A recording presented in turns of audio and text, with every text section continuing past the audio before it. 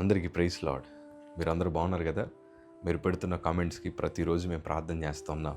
God bless you all. ఎక్కడైతే మనం పడిపోయామో, ఎక్కడైతే కన్నీరు కార్చామో, ఎక్కడైతే మనం విరిగిపోయామో అదే స్థలములో ప్రభు మనందరినీ ఘనమైన విజయముల చేత దేవుడు మనల్ని దీవించుదురుగాక. ఆమేన్, ఆమేన్. అలాగే మన మినిస్ట్రీ ఫోన్కి చాలామంది ఫోన్స్ చేస్తూ ఉన్నారు. Thank you very much. Thank you for liking our videos. Thank you for sharing them. అలాగే మీ సాక్ష్యాలను పంచుకుంటున్నారు. దాన్ని బట్టి మేము ప్రభుని ఎంతగానో మహింపరుస్తున్నాం. దేవుడు మీ పట్ల కలిగి ఉన్న ఉద్దేశాలు చాలా బలమైనవి. ఎప్పుడు వెనుకడుగు వేయద్దు. కొన్నిసార్లు మనం పడిపోతున్నట్టే కనిపిస్తుంది, కొన్నిసార్లు మనం ఓడిపోతున్నట్టే జీవితం కనిపిస్తుంది. కానీ మనం ఎన్నడూ ఓడిపోము. ఎందుకంటే ప్రభు మీద ఆనుకుని వారిని, దేవుని సందులో కన్నీరు కార్చిన వారిని, దేవుని కోసం నమ్మకంగా బ్రతుకుతున్న వారిని ఆయన ఎప్పుడు విడిచిపెట్టే దేవుడు కాదు. ఈరోజు ఒక చిన్న మాట మీకు జ్ఞాపకం చేస్తాను. ఇర్మియా గ్రంథము 29వ అధ్యాయము 11వ మాట మనం చదవగలిగితే, నేను మిమ్మల్ని గూర్చి ఉద్దేశించిన సంగతులను నేను ఎరుగుదును.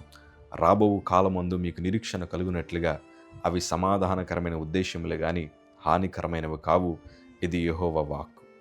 దేవుడు ఎంత స్పష్టంగా మాట్లాడుతున్నారంటే, మన కోసం ఆయన ఉద్దేశించిన సంగతులు చాలా ఉన్నతమైనవి. ఒక్కొక్కసారి అవి మనకి హానికరంగా కనిపిస్తూ ఉంటాయి. అంటే ఏంటో చెప్పనా? మనం ఇష్టపడింది మనకు దూరం అయిపోతూ ఉంటుంది. మనం కోరుకున్నది మన చేతుల్లోంచి జారిపోతున్నట్టు కనిపిస్తూ ఉంటుంది. ఇవన్నీ మనం అనుకుంటూ ఉంటాం, ప్రభు కావాలని నా జీవితంలో తీసేస్తున్నారు అనుకుంటాం. కానీ వాస్తవానికి మీకు మాట చెప్పనా?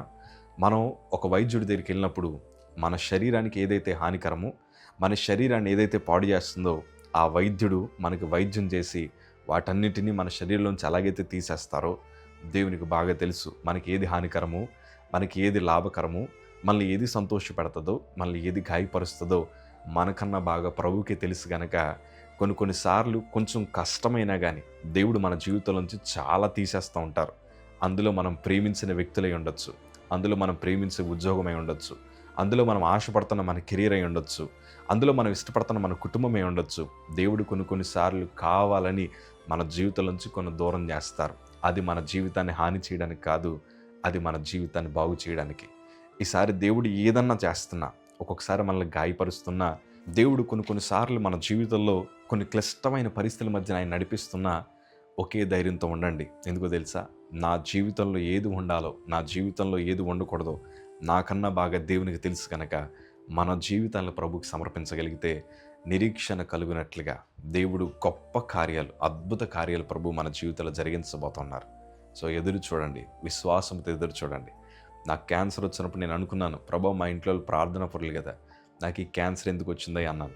కానీ మీకు మాట చెప్పనా? ఆ రోగం వల్ల దేవుడు నన్ను చెడు సహవాసం నుంచి దూరం చేశారు, చెడు అలవాట్ల నుంచి దూరం చేశారు.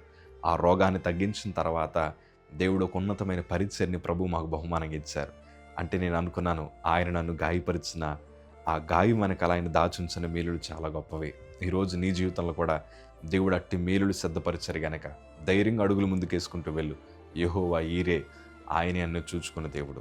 దేవుని యందు విశ్వాసం ఉంచండి. God bless you all.